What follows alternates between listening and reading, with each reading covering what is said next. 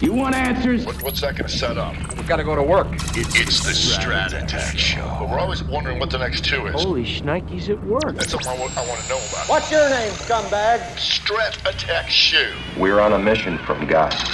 Here's Rob Smith.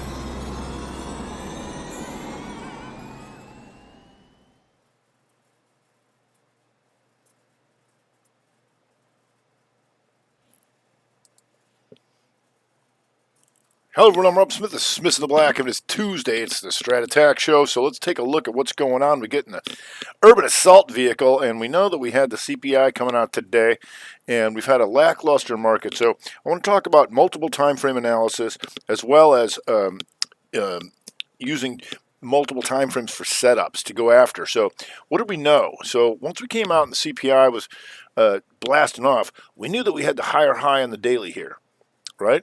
And we already knew we had the lower low, right? So when it starts to reverse back in, it was a nice move, and a lot of people caught this fade. But anytime you have that slight higher high, that's something you'd want to know about. And then how do you get in on that? Because let's go to all the multiple time frames. Monthly, it's doing nothing. And so coming into the new year, we're going to keep watching this, right? How do we take out these higher highs or these lower lows coming into the new year, right? But for now, we've got J-Pow coming out. We've got SPY basically doing nothing. And then if you go to the weekly now, we're back in the middle of the week. So how do we take this week out? Now, we got J-Pow coming out, and a lot more things are closer to a two up, two down day. But we got to take this out. Otherwise, we go inside in the week again, and we have that nothing burger on the monthly. So if we go to, there's that daily once again, that slight higher high. So how do we look for a reversal back down that it's going to do this and gap fill and all that kind of stuff?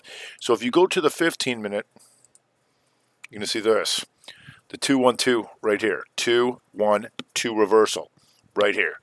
Boom. And if you catch that, you don't have to worry about stuff down in here. Just let it go, right? And you can chop them up and go do something else. But real nice move off of that. Then, as I was saying, we want to look for combinations. So you can see this tight 3 minutes here, 45 minutes. Oh, it's a breakout, is it? Right here, then that shooter.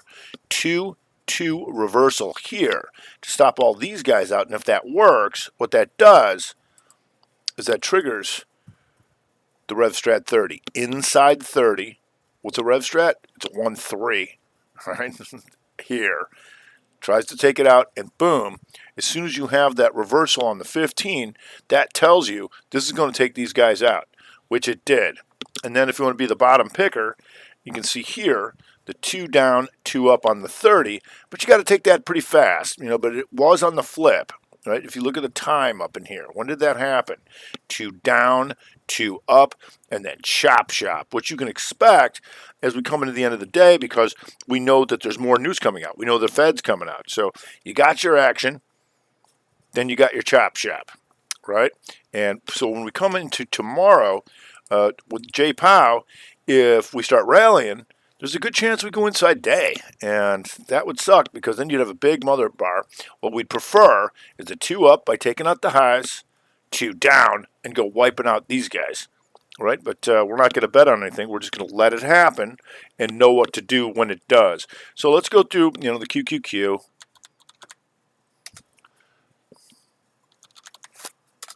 Here, and the Qs, slight lower low down here.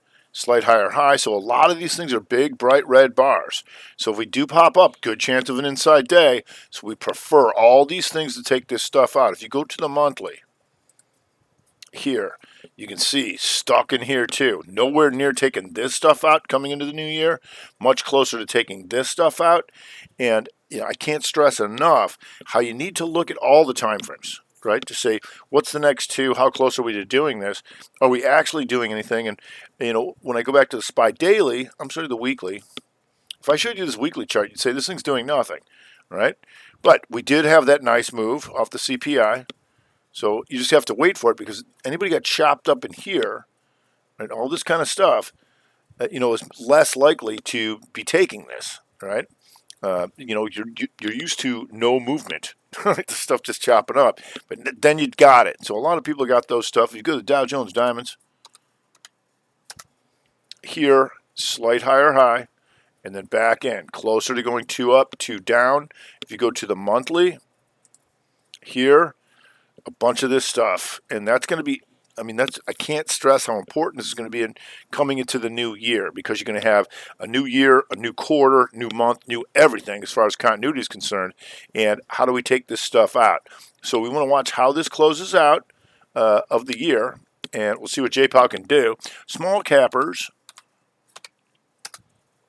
here, still an inside month. And all that kind of stuff is going to be really important, because we're going to have a shortened week for Christmas and coming into the new year. So we want to see all that kind of stuff, as you've seen, and I'll talk about at the end of the year, the new macro vids, the macro review of how important it is coming into January of what sets up, because all these time frame continuities start over again, all the signals start over again. But for coming into tomorrow, what I'm going to say, let J-Pow come out. And we're nowhere near taking out the major levels. So fortunately, like a day like today, we got these micro levels that produced a lot of good stuff, but all it did was bring it back into here, middle of the week. So we'll see what he has to say. Also, when we have days like today too, when the market backs off like it did, here, boom, backing off, and then firms up as we're looking at things that weren't still going towards the highs of the day, like AGIO. And you can see that took it up in the 15. But here, it shows us real buyers. These guys didn't care, about the market reversing. They didn't care. There was real buyers in there. And so we're always tracking that, and that's why I have the screens and the scans. And be like, all right, what are we trying to do? We're trying to track down natural buyers, natural sellers. Obviously, the futures were caught up in the gap and reverse, and most things were doing that, right? And so you'll see things like LMT. We want to look for signals. In LMT on the weekly, there's a big outside bar, but you can see all this daily stuff just stuck in here. But it did. The monthly, setting up shooter counters hammer. But the what it did do on the weekly is go inside weak and down very slightly. Right, but you can always look for these higher highs and lower lows. So it starts moving back through here. We're going to watch Northrop Grumman. We're going to watch General Dynamics. But let's let J-Pow come out. And like I said, is that, all this news and CPI and J-Pow, everybody thinks you got to jump on it right away. No, what that's doing is setting a little more volatility in motion. And then we want to watch this weekly. How are we going to take out this high, and how are we going to take out that low this week? Or next week. Otherwise, then we got another inside week, and then we come into Christmas. So I just wanted to point that out. You always want to use multiple time frames, like I was showing you the 15, 30, 30, 60, and all some monthly, weeklies, all that kind of stuff that you can put together, because that will help you understand whether you got to take profits, if you got the longer term stuff working. If you don't, you're going to need to take profits right on that shorter term stuff. But you can see how that 15, 30 set up, and even if you missed everything, and needed a scalp, that 2230 right here, that worked, right? And I hate when people are like, I'm going to wait for it to get more oversold, which it's not because it gapped up, but wait for that first buy signal, because here you could have gone 212 and tried to take that, but you got to get out here because it's not working, and then that 15er tells you to reverse and go the other way. That can be difficult for people to do. Say, I'm going long, and now I'm going to go short. But that's exactly what you want to do in this situation. If you're right, it goes 212 and starts blasting back up. That's not what happened. It tried, but then you got this. When it breaks these guys, it's got to stay up there. If it doesn't, boom, we're going back the other way. And, I know that can be difficult for people, but that's how you can get all your money back and then some right there. So let's let J-Pow come out. We'll look at the levels of the CPI, which is a lot higher on that opening up here. We'll look when J-Pow comes out, what he says, when the number comes out, is it 50, is it 75, what does he do? And then how do we react once he starts talking? And then how do the sectors and all the stocks start to react after that? So we're going to leave it at that, let J-Pow come up, and then we'll get ready to finish off the year. That's going to do it for today. I'm Rob Smith, Mr. Black, the Strat Attack.